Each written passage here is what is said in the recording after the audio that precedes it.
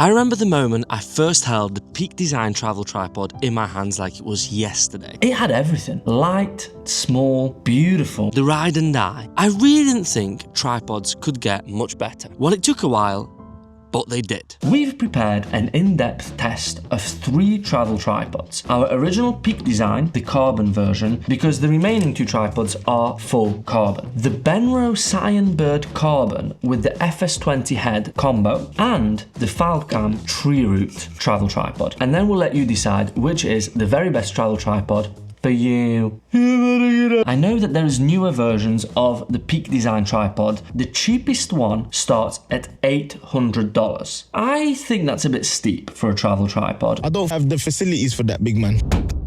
Let's begin with the physical attributes. No, scrap that to edit the Baz. We're just going in straight in with the analysis because that's just dry spec reading. What's the point? This section is actually a really close battle, like it's shot for shot. Long story short, the Falcam is a bit more bulky. It weighs 300 grams more and it's about 8 centimeters longer when folded. This really does make a difference when you're trying to squeeze into a budget airline and their luggage restrictions. In reality, you're not likely to feel 300 grams, but the really interesting tripod here is the Benro. It's nearly a kilogram lighter. Now that is a big difference. And in terms of the folded height, it's actually slap bang in the middle of the other 2. Actually, for travel purposes, you could detach these 2. This is actually shorter than the other 2, much lighter, and you can actually put whatever head you want on here as well. In this category, the Benro gets the 5 points, the Peak Design gets the 3, and the Falcam, I'm afraid, is the loser with just 1 point. To keep things moving along nicely, we're going to consider max height, minimum height, and payload in one kind of neatly tied together category of capacity. The max height is extremely comparable, so I think we call it a draw. I'm getting some intel from the missus that every inch matters, so if we had to choose a winner, it would be the Falcam as it has got 1 inch on top of the competitors. The minimum height, again, it's kind of marginal gains. Now we move on to the payload. This is a bit sus because on paper, the Peak Design smashes the other 2 almost a double, and the Benro is even less at 4.5 kilograms. The Benro, I can admit, it's a little bit less stable and sturdy, but still I would have never said that the difference is as big as the specs say. In practice, I found the Peak Design and the Falcam TreeRoot to be very comparable in terms of being able to carry what you would expect from a travel tripod. So I would say that their payload is enough. Therefore, the final rankings are a draw between the Peak Design and the Falcam. I think they're pretty much on par. 3 points to Gryffindor. I mean to the Benro. 3 points to Benro. Moving on to the exciting stuff. Starting with the legs, we actually have 3 different locking mechanisms. The Peak Design has 5 segments, adjustable and releasable with 4 cams. A bit squeaky, these ones. They're easy to unlock, all of them with just one hand. They tighten really well. I've never had any issues with any slipping on the legs or anything like that. And when it comes together, they form a really nice footprint. I really like these. The Benro also has 5 segments and 4 cams, let's say. However, these have like a lip on them. What that means is while they are easier to grab and release, they also get caught on stuff. For example, if you're putting it into like the side of a backpack or pulling it out, they can get trapped. I would say this is a slightly worse design in comparison to the Peak Design. The Falcam is the most different of them all because it has a twisting mechanism and most importantly, it has 3 locks, not 4, and only 4 segments. There's less to unlock and less to tighten. This makes it a bit more convenient and a bit quicker. I find this to be my preferred mechanism. It's just super intuitive to do that, to tighten, and you're ready to go.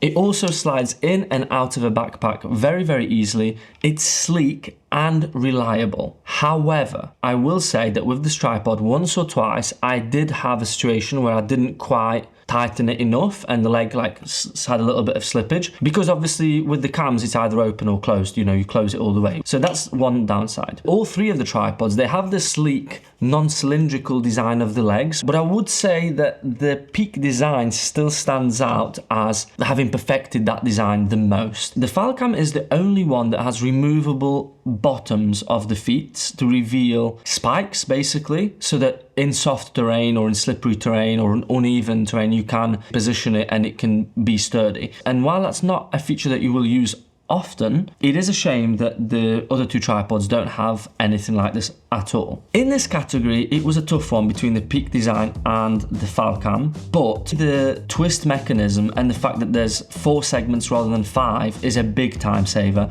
and so I think the Falcam just takes the 5 points. The Peak Design in second because it is just so sleek when folded, and the Benro gets 1. Let's talk about the center column. Now, I realise how that sentence sounds, but stay with me because these are actually some of the most exciting center columns on the market. Like, this is where the fun begins. Hidden features and things. The Falcam seems the most boring. It's just a removable hook. But wait a minute. It's actually the world's tiniest multi-tool. A flathead screwdriver and a H4 Allen key cleverly hidden in the hook. The hook can then actually be screwed in somewhere else on the tripod. The Peak Design is actually the coolest. Inside here, you've got like this quick release mechanism that releases this hook, and in there, a phone mount. Would you believe it? Now that is extremely clever for a travel tripod. I'm completely in love with that. The phone mount itself is Arca Swiss compatible, so it just clips straight into the top of the Peak Design and works just like the normal plate would. The Benro, it's also cool, but just an Allen key hiding inside, just a standard Allen key. Just not quite as snazzy. The Falcam center column has this really cool cutout design, which shows that they thought about saving weight, and while it's structurally still very strong, it's less material. They are all, in theory, reversible, so they can be hung upside down. The Falcam is by far the best. It has a unique tension-based mechanism that doesn't require any additional tools and can be like deployed in order to reverse it or drop the tripod lower in a matter of seconds. The other two can do it, but with the Peak Design you have to remove the hook, remove the phone mount from inside, and then dig deep inside the column to access the Allen key, and it's just a bit And the Benro, very similar, but you have to actually remove the head, which is also completely impractical. I think you know what's coming. It's 5 points to Falcam, for sure. 3 points go to the Peak Design. He doesn't want me in his video. And unfortunately, just the 1 for the Benro. As you can see, it's day 2. I couldn't fit all of the tripod info into one shooting day. What can I say? There's a lot more to say about these tripods than it seems at first glance. We're moving on to the head. We all love head. That was a demonstration of what a head looks like close up. You could argue that the head of the tripod is actually the most important part because it's where the creative control happens. All 3 of the tripods rely on some kind of like what I call like a reverse ball head. The ball that's actually fixed to the tripod, and then the head that's mobile pivots around this fixed ball. So starting with the Peak Design, this is the simplest mechanism that there possibly can be. There is a locking ring, and this is a one-stop shop for making adjustments. Loosen it, move the head around, tighten it, finite. It's designed to reset itself to perfectly level when you collapse the tripod. The only issue with that is that once it's at the bottom, you cannot actually adjust the ball head. It's stuck. So that means that to be able to have any sort of control on the ball head, you actually need to raise the center column a few centimeters so that you've got space to maneuver it around. There's also like a small lever that basically secures the quick release of the plate, and that's it. It's so quick and easy to use, and that's kind of what you want from a travel tripod. The downside of this though is that there is pretty much zero creative control. So this makes it a bit more of a photo tripod, because for video you're going to really struggle to make any sort of controlled motion using this head. Moving on to the Falcam, things get a little bit more complex. The plate mechanism is operated via a lever. It's a quick release that works off an F38 plate, which is very similar, and annoyingly very similar to an Arca Swiss, but not quite. It's like a proprietary plate for Falcam. Great if you're in their ecosystem like we are, but certainly very frustrating if you're not. You can just click the plate in and the lever automatically will spring forward and lock it in place. Very nice. The head has another lever or clamp. This is what unlocks the pivoting around the ball head. It's very well designed. It's flush with the head, so it doesn't get in the way or it doesn't get caught accidentally, but it's also very easy to kind of find and catch with your finger to open it and adjust the tripod. Sometimes when you're in the heat of it, there is a little bit of searching around for where that catches, whereas with the Peak design, you just grab the ring, lock, unlock. It's a little bit easier to use in practice. The Falcam does get better though. There is a little knob. Now this is used to control the dampening of the movement. What movement, you say, well, this is kind of to simulate like a fluid head. So the resistance it takes to make the adjustments. And that's a feature that you can actually use to make some nice cinematic movement on the Falcam tripod. When it's tighter, it means you can make small adjustments without it going completely flopsy. Like we've all been there where, we've got the frame almost perfect. We want to move it 1 centimeter. We unlock the tripod. Oh! It's gone. So here you unlock it, it's fully tight and the movement is very kind of precise, but it gets better. This control also affects the horizontal panning. That's right, this head is split into 2 and can be opened only for horizontal panning. I think this is actually my favorite feature of the Falcam and pretty much a game changer for filmmakers. You're able to get a smooth, dampened, fluid panning motion on a travel tripod, which is something that really hasn't been available to you as a feature before. Last but not least, the Benro, and this is actually where this little guy shines through. The head is by far the most complex of them all. It certainly offers you the most creative control and the most opportunity for creative video shots. It incorporates both pan and tilt controls, and they can both be essentially dampened by what is fluid-like resistance. You've also got the tiny little handle like you would on the bigger tripods, so that makes it even way better to control the camera and camera movement on the head. The handle is tiny but very comfortable to use, and it can be disassembled and claps down when you have it in the travel mode. And then you have another control for the vertical and horizontal panning, even in vertical mode. It's a very well designed, tiny but mighty tripod head. It's important to note that the Peak design is kind of terrible at it. It's definitely the weakest out of the 3 tripods. You have to tilt it to the side in order to shoot vertical, and then your motion vertically is limited only between those 2 segments. It can get very frustrating. The Falcam, due to its split with the horizontal axis, is actually very good for this because you just stick it to the side, unlock the horizontal axis, which now becomes vertical, and you've got full control. To summarize the heads, the Benro would be a clear winner for me. It's by far the most interesting and the best spec'd head. However, unfortunately, the head turns out to be a bit fiddly and a bit flimsy. I've noticed that when you tighten the ball head, obviously the screw comes in from one side, and so as you make that final adjustment, it pushes off to the side, and it's actually very difficult to make horizontal.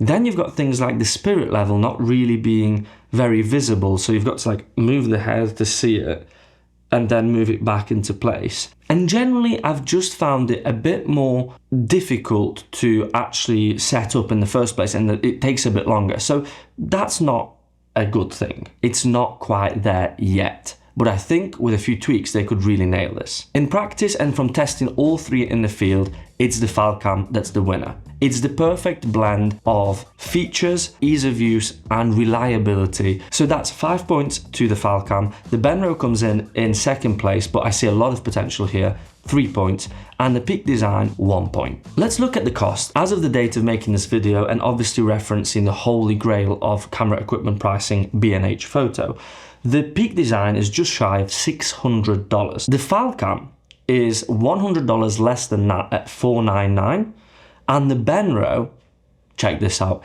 an incredible $280. That is a bargain. The Peak design was the first tripod of its kind in this space, so in a way that $500 sets the benchmark. The way I see it is the Falcam improves on the Peak design's performance in most areas, and it's $100 cheaper. The Peak design is still a very good, useful and reliable tripod. It has served us very well for many years. However, I think in today's day and age, it is overpriced, and it has become a bit of a legacy product. You're paying for a creator-focused brand, you're paying for what is a very, very cool and desirable brand, and while that's not necessarily a bad thing, I don't think you're really getting the value for money for the product. And while the Benro is an incredible price, there are some downfalls and shortcomings that I cannot ignore when purchasing products, so that obviously must affect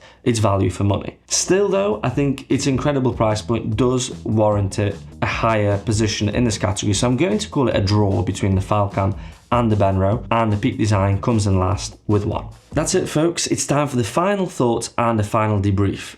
While I talk you through it, I'm going to get the final scores up on the screen for you so that you can see how they fared. In short, all 3 of these tripods are great filmmaking tools, and you can create amazing stuff with any of these.